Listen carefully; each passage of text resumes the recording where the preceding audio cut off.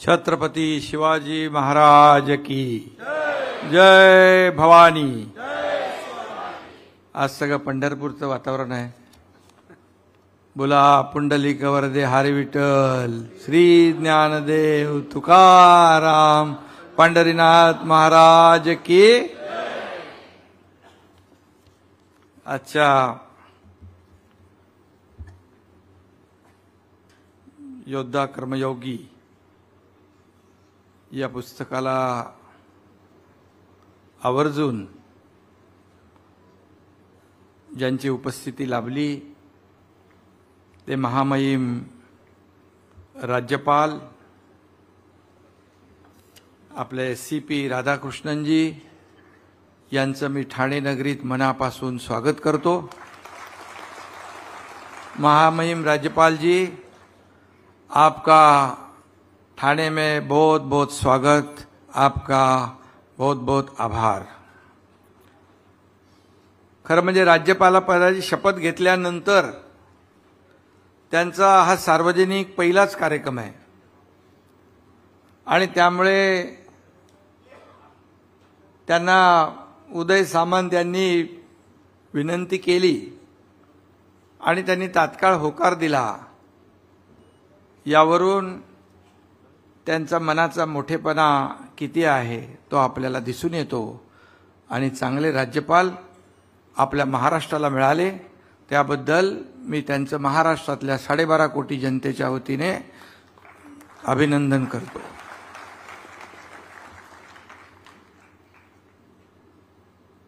आपले लोकप्रिय उपमुख्यमंत्री देवेंद्रजी आहेत, आपले दुसरे उपमुख्यमंत्री अजितदादा आहेत, नीलमताई आहेत, शंकरबाबा आहेत, मधु मंगेशजी आहेत, सर्व माझे मंत्रिमंडळातील सहकारी आहेत, व्यासपीठावरील सर्व सन्मान्य मान्यवर, कोकण मराठी साहित्य परिषद, शारदा एज्युकेशन सोसायटी आणि ग्रंथालय प्रकाशन यांचेही मनापासून मी अभिनंदन करतो। खरं म्हणजे सुरेश हिंगलापूरकर आणि डॉक्टर प्रदीप ढवळ, डॉक्टर अरुंधती भालेराव आणि सर्व त्यांचे सहकारी यांचं मनापासून मी अभिनंदन करतो। खरं म्हणजे ढवळ सर 2 वर्षापासून, मला वाटतं मुख्यमंत्री व्हायच्या अगोदरपासून हे प्रकाशन करायचं म्हणून सातत्याने सांगत होते। मी सांगत होतो, म्हणत होतो ठीक आहे करूया, आपण करूया। शेवटी एवढी मेहनत केल्यानंतर त्यांना नाही म्हणणं देखील माझ्यासारख्या कार्यकर्त्याच्या जीवावर आलं होतं आणि मग उदय सामंत यांना जबाबदारी दिली। मग त्यांनी आमच्या घरात श्रीकांतच्या आईला मग ते मध्ये घेतलं आणि मग एकीकडून सगळीकडूनच एक दबाव तंत्र आणण्याचा गमतीने मी म्हणतोय। पण खरं म्हणजे मी अनेक पुस्तकांची प्रकाशनं केली, अनेक कार्यक्रमाला उपस्थित राहतो मी। हा क्षण माझ्यासाठी निश्चितच आनंदाचा आहे आणि ठाण्यात होतोय हा कार्यक्रम याचाही मला आनंद आहे।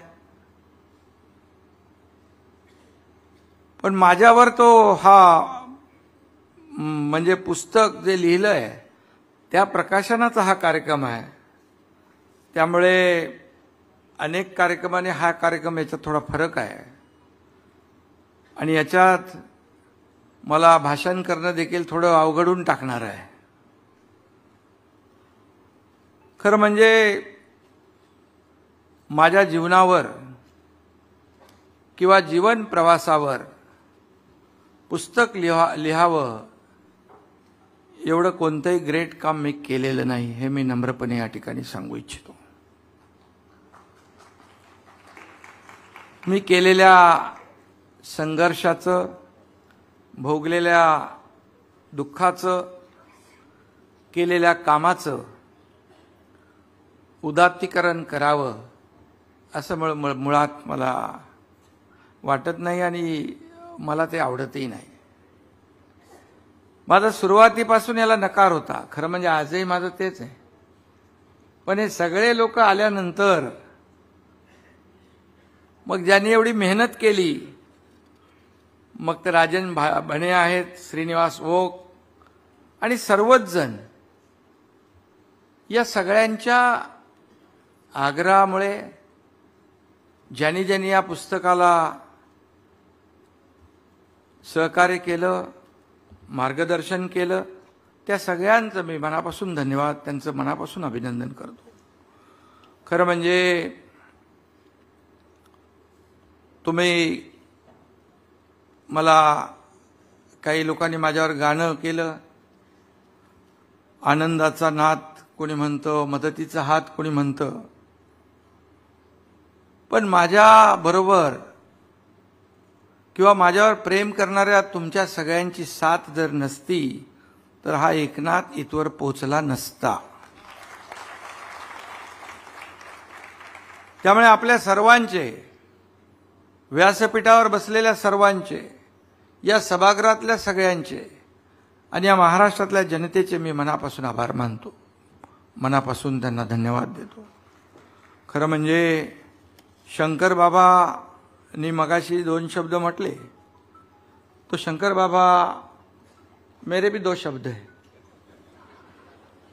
जब तक है आम जनता का साथ तब तक काम करेगा ये आपका एकनाथ. मैंने भी आपकी बहुत स्टोरी पढ़ी है, तुमची माहिती मी घेतली आहे खूप. अगदी काही नसताना गरिबांसाठी काम करणं, आणि त्यामुळे सरकारने तुमची शिफारस केली आणि आदरणीय प्रधानमंत्री महोदयांनी तुम्हाला पद्मश्री दिलं, ही देखील मोठी गोष्ट आहे. आणि हेही मी सांगतो, चाहे रास्ते में आ जाए कितने कांटे या कंकर, मेरे पीछे खड़े रहेंगे आप जैसे कई शंकर. दादा थोडं मी पण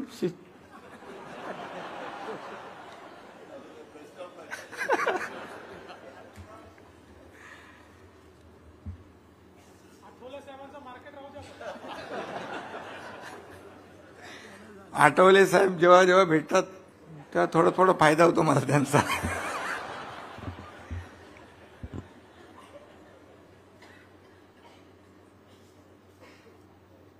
आणि खरं म्हणजे मी नम्रपणे या ठिकाणी सांगतो की आजवर जे काय आहे ते श्रेय माझं एकट्याचं नाही आहे. अनेक लोकांनी माझ्यावर प्रेम केलं, माझ्यावर, माझ्या कार्यकर्त्यांनी जीवापाड माझ्यासाठी, संघटनेसाठी मेहनत केली. 100% निष्ठा आणि 200% विश्वास माझ्यावर ठेवला. त्याचमुळे हे सगळं इथपर्यंत ही आपल्याला जे काही प्रवास करता आला त्यामध्ये खूप माझे सहकारी आहेत.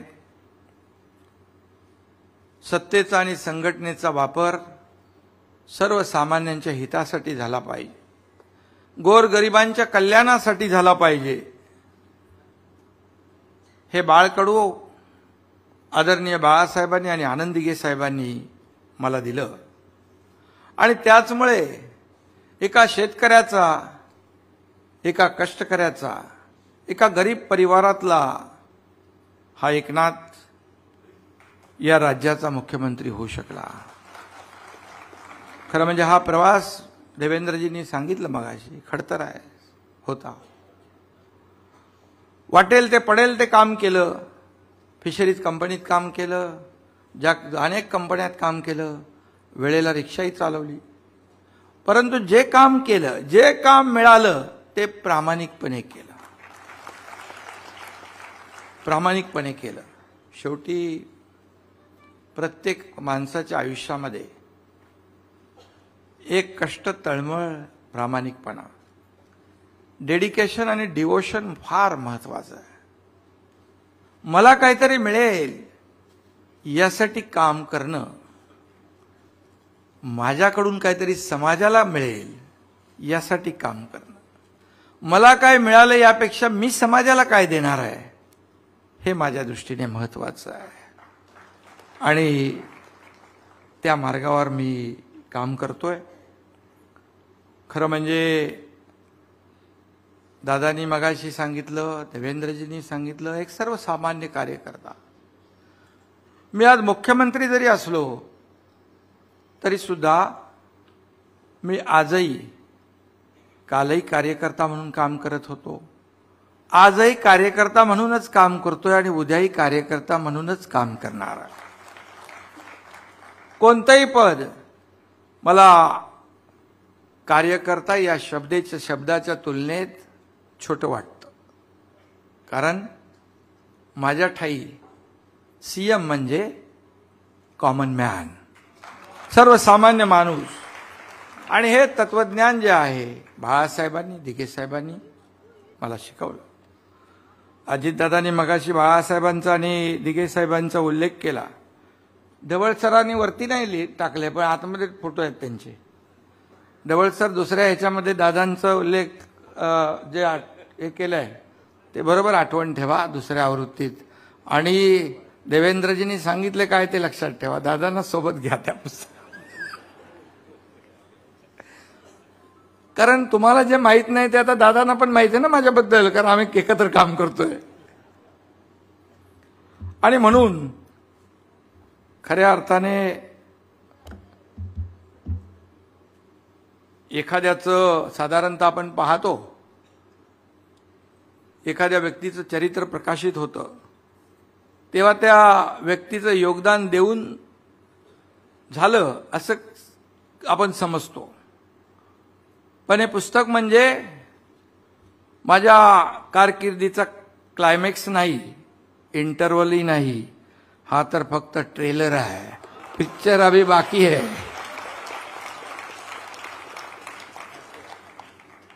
ढवळ सरांनी हे सगळं केलंय. मधुबाई पण आहेत, त्यांनी या पुस्तकामध्ये त्यांचे योगदान दिले. पद्मश्री मधु मंगेश कर्णिक, 93 वर्ष आहेत त्यांचे, आणि ते आज या कार्यक्रमाला आलेत. मी त्यांना देखील वंदन करतो. खरं म्हणजे योद्धा, कर्मयोगी वगैरे हे सगळे जे काही शब्द आहेत, खरं कार्यकर्ता, मला या पुस्तकात एक असं नाव तुम्ही दिलं असतं ढवळ सर, कार्यकर्ता म्हणून मला संबोधलं असतं तर मला जास्त बरं वाटलं असतं, आनंदही जास्त झाला असता. पण ठीक आहे, आता सगळ्यांचंच थोडं थोडं समाधान करावं लागतं. आलेला माझ्याकडे माणूस खाली रिकाम्या हाताने जाता कामा नये ही भावना माझी असते. धर्मवीर आनंद दिघे साहेबांच्या आनंद आश्रमात मी जेव्हा बसायचो कठड्यावर, रडत आलेली लोक, दुःखी कष्टी होऊन आलेली लोक, काय जादू दिघे साहेबांच्यामध्ये होती माहीत नाही. 5-10 मिनिटांमध्ये तो जाताना त्याच्या चेहऱ्यावरचा एक आनंद वेगळा पाहायला मिळायचा. रडवेला चेहरा करून आलेला माणूस हसतमुखाने जायचा.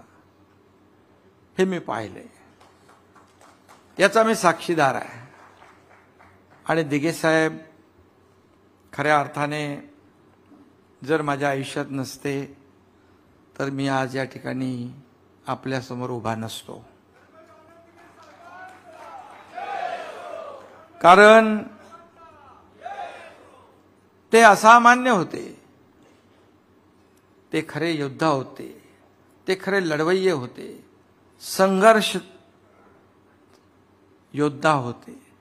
त्यांनी देखील खूप संघर्ष केला.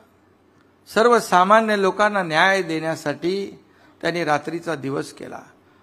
अगोदर पालघर आणि ठाणे जिल्हा एकत्र होता. खूप मोठा हा भौगोलिक परिस्थिती, भौगोलिक दृष्ट्या खूप मोठा जिल्हा. अख्खा जिल्हा पालथा घालायचे. सकाळी उठायचे, सगळ्यांना भेटायचे, पुन्हा दुपारी निघायचे, रात्री पुन्हा 12 वाजता यायचे, पहाटेपर्यंत काम करायचे. दादा ते शेवटची ट्रेन पकडून लोक यायचे देवेंद्रजी, आणि पहिली ट्रेन पकडून परत जायचे. असं त्यांचं काम होतं. आणि त्यामुळे ती सवय मला लागली. आता लवकर गेलो तरी झोप लागत नाही, कारण ते तेव्हाची सगळी जी काय त्यांच्याबरोबर फिरताना त्यांनी जे काही मला सभागृहाचं नेते पद दिलं ठाणे महापालिकेमध्ये, त्यावेळेस माझ्या आयुष्यामध्ये फार एक दुःख मोठं होतं न पचवण्या इतकं. आणि ते माझ्या पाठीशी उभे राहिले आणि त्यांनी मला कामाला लावलं. तेव्हा मला म्हणाले, एकनाथ, आता तू समाजासाठी जग, समाजासाठी काम कर. आणि ते शब्द माझ्या आजही कानात आहेत. आणि म्हणून एक माझं कुटुंब म्हणजे एक चौकोन नाही, तर संपूर्ण महाराष्ट्र आज माझं कुटुंब झालेलं आहे. त्यामुळे वेळ जातो आणि कधी वेळ संपतो, कधी रात्र संपते, कधी पहाट होते, मला कळत नाही. आणि म्हणून आज या पुस्तकाच्या रूपाने माझ्या आयुष्यातल्या अनेक प्रसंग, अनेक आठवणी ज्या आहेत, या आठवणींनी, या प्रसंगांनी माझ्या मनात गर्दी केलेली आहे. आणि अशा प्रकारच्या शेकडो प्रसंगांनी मला एक संघर्ष करण्याची ऊर्जा मला दिली. हा बघा आला रुद्रांश, इकडे इकडे काय करतो, इकडे खाली जायचं आहे. किती थकलो, किती तास काम केलं, आणि हा रुद्रांश भेटला मला. हा माझा टॉनिक आहे. सर्व थकवा दूर होतो. आणि खऱ्या अर्थाने आज आमच्या 4 पिढ्या आहेत. बाबा माझे समोर बसलेत. आज माझी आई असती तर तिला खूप आनंद झाला असता. आपला मुलगा एक मुख्यमंत्री झालेला आहे. तर ती बोलण्यातून तिच्या मला जाणवायचं. ती सांगायची, यश आलं तर हुरळून जाऊ नकोस, अपयश आलं तर खचून जाऊ नकोस, हिमतीने उभा राहा. आणि म्हणूनच आज या ठिकाणी जी काय ऊर्जा आहे, प्रेरणा आहे, ती आज आपल्यात नसली तरी सुद्धा तिचं लक्ष, प्रेम, आशीर्वाद सगळं आहे. आणि म्हणून आज मुख्यमंत्री म्हणून काम करत असताना एक वेगळा आनंद आहे, समाधानही आहे. आज राज्यामध्ये जे काही प्रकल्प आम्ही राबवतोय, देवेंद्रजी आणि आम्ही सुरुवात केली 2 वर्षापूर्वी. मगाशी त्यांनी म्हटलं की हिम्मत आणि धाडस हे उपजत असावं लागतं. 2 वर्षापूर्वी या महाराष्ट्राला गरज होती, सर्वसामान्य माणसाची ती गरज होती. म्हणून आम्ही सत्ता सोडली आणि लोक सत्तेच्या बाजूने जात असतात. सत्ता सोडून पाय उतार होणारे कमी असतात. आणि ते आम्ही केलं आणि पुन्हा सरकार आम्ही स्थापन केलं. सर्वसामान्यांच्या, या महाराष्ट्रातल्या लोकांच्या मनातलं सरकार. आणि मग अजितदादांनी पाहिलं सरकार चांगलं काम करतंय. अजितदादाही सोबत आले. आता आम्ही 24/7 काम करतो. मी काम करतो उशिरापर्यंत, देवेंद्रजी आम्ही उशिरापर्यंत करतो, पहाटेपर्यंत. पहाटे दादा सुरू करतात काम. 6 वाजता त्यांचं काम सुरू, 7 वाजता काम सुरू. मेट्रोचं एकदा पुण्याचं किती वाजता व्हिजिट करायला गेले तुम्ही? अधिकारीच नव्हते, त्यांना वाटलं नव्हतं एवढ्या लवकर येतील अजितदादा. कारण 24/7 काम सरकारचं सुरू आहे. आज प्रकल्प सुरू आहेत. आज एकीकडे विकास प्रकल्प जे बंद पडले होते त्याला चालना आम्ही दिली. विकास आणि कल्याण याची आम्ही सांगड घातली. कल्याणकारी योजना आज आम्ही सुरू केल्या.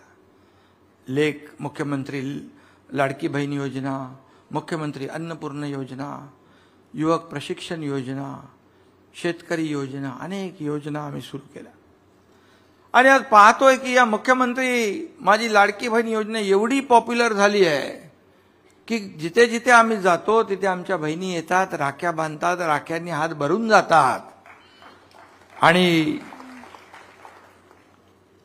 हा खरं म्हणजे एक त्यांनाही वाटतं हे आमचे भाऊ आहेत आणि आमच्यासाठी काहीतरी करतायत. राजकारण सोडा, विरोधक टीका करतायत, त्यांच्यावर आम्ही लक्ष देत नाही. फक्त आमच्या महिला भगिनी, आमच्या लाडक्या बहिणींना आम्ही एवढंच सांगतो, आम्ही जे बोलतोय ते करतो. योजना तुमच्यासाठी आता निवडणुका डोळ्यासमोर ठेवून केली नाही. आम्ही जवळपास 8-10 महिन्यापासून आम्ही याचा सगळं तयारी करत होतो. देवेंद्रजी, मी, दादा, आमचे मंत्रिमंडळातले सहकारी. आणि म्हणून येत्या राखी पौर्णिमेच्या आधी आमच्या लाडक्या बहिणींच्या खात्यात पैसे जमा होतील. आणि तेव्हा आम्ही हे एवढंच सांगतो की फक्त सावत्र भावांपासून सावध राहा. त्यांना ही योजनाच नको आहे. त्यांना वाटलं ही योजना आम्ही आणणार नाही. अनपेक्षित आम्ही निर्णय घेतले. आणि म्हणून आज का मी राजकारण या ठिकाणी बोलू इच्छित नाही राजकारणावर, पण मी एवढंच सांगतो, पांडुरंगाची आषाढीची पूजा करण्यासाठी आमच्या 4 पिढ्यांना संधी मिळाली. याला देखील नशीब लागतं, भाग्य लागतं आणि पांडुरंगाचा आशीर्वाद देखील लागतो. खरं म्हणजे मगाशी देवेंद्रजी, दादा सगळ्यांनीच म्हटलं आणि माझ्या कुटुंबाला देखील वरती बोलवलं. मी समाजकारणात स्वतःला झोकून दिल्यानंतर बाबांचे तर आशीर्वाद आहेत, आईचेही होते, पण माझ्या पत्नीने खंबीरपणे कुटुंब सांभाळलं. तिचा विश्वास, तिचा पाठिंबा आणि तिने केलेला त्याग ही माझी ताकद आहे खरं म्हणजे. आणि ती माझ्या पाठी उभी नसती तर इतका खडतर संघर्षमय प्रवास मी करू शकलो नसतो. श्रीकांत डॉक्टर झाला, खासदार झाला, संसद रत्न ठरला. चांगल्या शिक्षणाबरोबर उत्तम संस्कार त्याच्यावर झाले. त्याला मंत्री करा असा 6 खासदारांनी माझ्याकडे आग्रह धरला, परंतु श्रीकांतने सांगितलं इकडे की मंत्री आपल्या सिनियर खासदाराला करा. आणि त्याने मंत्रिपद नाकारलं. त्याच्या संस्काराचं श्रेय माझं नाही तर त्याच्या आईचंच आहे. आणि म्हणून मी आपल्याला एवढंच सांगतो की रस्त्यावर उतरून थेट काम करणारा मी कार्यकर्ता आहे. मग कोल्हापूरचा पूर असू द्या, महाडमधला पूर असू द्या, इर्शाळवाडीची घटना असू द्या, मला ते जमतच नाही. तेव्हा दादा भुसे, उदय सामंत होते माझ्याबरोबर. ते मला म्हणाले की आता आपलं काम झालंय, आपण निघूया. मला माहित होतं त्यांना काहीतरी डाऊट आला होता, हा कुठं जातो का काय वरती, म्हणजे इर्शाळवाडीवर. पण मी त्यांना सांगितलं, तुम्ही जरा आपल्या त्या एका, ते आपलं कोणाचं आमदाराचं हॉटेल होतं, साटम, मी म्हणाला चहा पाणी घ्या, मी तोपर्यंत तुमच्या पाठून येतो. आणि मी सांगतो, कलेक्टर आणि SP यांच्या गाडीत बसून हा एकनाथ शिंदे इर्शाळवाडीची वाट चालू लागला. कारण वरती गेल्यानंतर पाहिलं मी, पाऊस, वादळ, वारा, अशा परिस्थितीत आपले NDRFचे जवान, आपले कर्मचारी, आपले रेस्क्यू टीम काम करत होती. ढिगारा उपसत होते. ढिगाऱ्यातून काही लोकांना बाहेर काढत होते, काही मृतदेह बाहेर काढत होते. एक टीम त्या मृतदेहांना त्यांच्यासाठी खड्डे खोदत होती एकीकडे. काय चित्र होतं ते. आणि त्यांचे नातेवाईक तिथे हंबरडा फोडून रडत होते. आणि म्हणून मी गेलो तिथे, त्यांचं सांत्वन केलं, त्या टीमच्या पाठीत. शेवटी अशा वेळेस त्यांना मॉरल सपोर्ट हवा असतो. मुख्यमंत्री आला, आम्हाला एक जी काही धीर असतो, एक आधार असतो, एक सपोर्ट असतो, तो देण्यासाठी आला. आणि म्हणून मी कधी जीवाची माझा विचार करत नाही. शेवटी जे काम करतात त्यांचाही जीव आहे, तेही कुणाच्या तरी परिवारातले आहेत, कुणाचा तरी मुलगा आहे, कुणाचा तरी पती आहे, काय ते कोणीचं तरी आहेत. मग मी जेव्हा परिवारात माझ्या महाराष्ट्राला समजतो तेव्हा माझेही ते परिवारातलेच असतात. त्यांना मी कसं संकटात सोडू शकतो. आणि म्हणून मुख्यमंत्री म्हणून काम करताना जसं देवेंद्रजी म्हणाले, आम्ही दोघांनी देखील सुरुवात केली. आज मी तुम्हाला सांगतो की पहिल्या कॅबिनेट पासून आजपर्यंत, नंतर दादा आले, आजपर्यंत स्वतःच्या हिताचा, राज्यकर्त्यांच्या आम्ही कुठलाही निर्णय कॅबिनेटमध्ये घेतला नाही. जे निर्णय घेतले ते सर्वसामान्य लोकांच्या हिताचे, जनतेच्या हिताचे घेतले. आणि आम्ही टीम म्हणून काम करतोय. आज आपण पाहिलं तर मी मुख्यमंत्री, माझे दोन्ही सहकारी उपमुख्यमंत्री आहेत. पण मी कधी मुख्यमंत्री म्हणून नाही, तर आम्ही तिघही एक समानच आहोत अशाच भावनेने काम करतो. शेवटी आम्ही कोणासाठी काम करतो? राज्यातल्या जनतेसाठी काम करतो. सर्वसामान्य लोकांच्या जीवनामध्ये आनंदाचे दिवस आले पाहिजे. शेतकऱ्याच्या, कष्टकऱ्याच्या, अन्नदात्याच्या जीवनामध्ये समाधान आलं पाहिजे. आणि म्हणून आम्ही कुठेही गेलो तरी बळीराजावरचं संकट दूर कर, चांगला पाऊस पडू दे, चांगली शेती होऊ दे असंच म्हणतो. सुदैवाने आता चांगला पाऊस पडलाय यावर्षी, चांगला आहे. आणि पांडुरंगाच्या आशीर्वादाने खऱ्या अर्थाने खूप चांगलं वातावरण आहे. कुठे जास्तीचा पाऊस पडतो तिथे आम्ही त्यांना वाऱ्यावर सोडत नाही. पुण्यात आम्ही तिघही लक्ष ठेवून होतो. आणि म्हणून मी एवढंच सांगतो की मुख्यमंत्री जेव्हा मी झालो त्यावेळेस मला देवेंद्रजींची साथ होती आणि बाळासाहेब दिघे साहेबांचा आशीर्वाद होता. आणि त्याचबरोबर त्यांच्या पश्चात या देशाचे लोकप्रिय प्रधानमंत्री नरेंद्र मोदीजी आणि गृहमंत्री अमितभाई शाह यांची देखील साथ मला लाभली. आणि म्हणून त्यांच्या सहकार्यामुळे या राज्याची मी धुरा सांभाळतोय. खरं म्हणजे प्रत्येकाला अभिमान वाटेल असं काम आम्ही सगळेजण करतोय. आम्हाला वैयक्तिक कुणालाही काही लोभाचा, स्वार्थाचा काही आम्हाला आमच्या मनात लवलेशही नाही. जे करू ते या जनतेसाठी, राज्यासाठी, सर्वसामान्य आणि म्हणून स्वतःसाठी तर सगळे जगतात, पण दुसऱ्यासाठी जगण्यामध्ये जो आनंद आहे तो वेगळाच असतो. आणि म्हणून मी एवढंच सांगतो, काही लोक मला एकनाथ म्हणतात, काही लोकनाथ म्हणतात. लोकनाथ व्हायला आणखी बराच वेळ आहे, खूप मेहनत करावी लागणार त्यासाठी. असा लोकनाथ होत नाही. आणि म्हणून आयुष्यभर रक्ताचा शरीरामध्ये शेवटचा थेंब असेपर्यंत हा एकनाथ सर्वसामान्य लोकांसाठीच जगणार. सर्वसामान्यांच्या आयुष्यामध्येच चांगले दिवस येतील यासाठीच काम करेल. एवढंच मी या प्रसंगी सांगतो. आणि आज मी सगळ्यांना मनापासून धन्यवाद देतो. सर्वांचे आशीर्वाद या ठिकाणी लाभलेत, म्हणूनच आज